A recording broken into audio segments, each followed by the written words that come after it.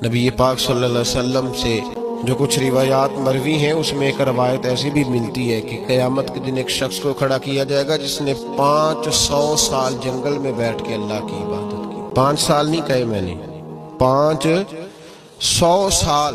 تو صبح قیامت رب کریم فرمائے گا فرشتوں اس سے میرے کرم سے جنت میں، بندہ عرض کرے گا مولا میں نے عبادت ہی بڑی کی ہے، 500 سال تو میں لگا رہا ہوں ابھی بھی کرم ہے۔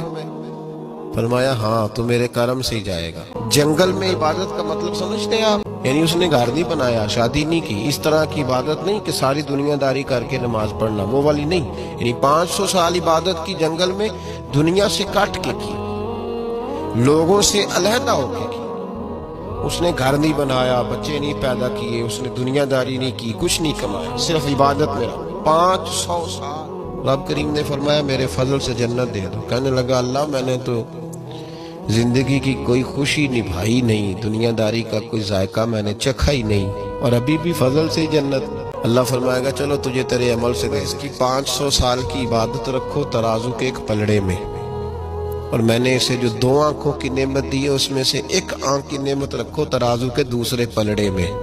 اب تولو کہ میری 1 نعمت کا بھی شکر ادا کیا کہ نہیں کیا۔ اب جب وہ 2 نعمتیں تلنے لگی تو 500 سال کی عبادت ایک طرف رہ گئی، 2 آنکھوں نہیں، 1 آنکھ کی نعمت کا اجر ایک طرف رہ گیا۔ تو رب کریم نے فرمایا 500 سال میں تو میری 1 نعمت کا شکر ادا نہیں کر سکا، تو عبادت تو آگے کی بات تھی، پکڑو اب اس کو اور میرے عدل سے جہنم میں داخل کر دو۔ اٹھاؤ تو رو پڑا، کہنے لگا خدایا معاف کر دے، تو مجھے اپنے فضل سے ہی جنت عطا فرما۔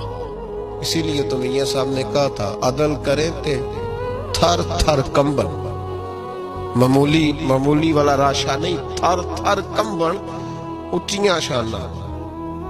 بہت سارے میری طرح کے جو بہت دستار میں لوگ ہیں، ڈر آتا ہے کہ پتہ نہیں صبح قیامت پردے کھلیں گے تو بیچ میں سے کیا نکلے گا۔ عدل کریں تے تھر تھر کمبن اونچیاں شانہ والے، تے جے فضل کریں تے بخشے جاون میرے جے منہ کالے۔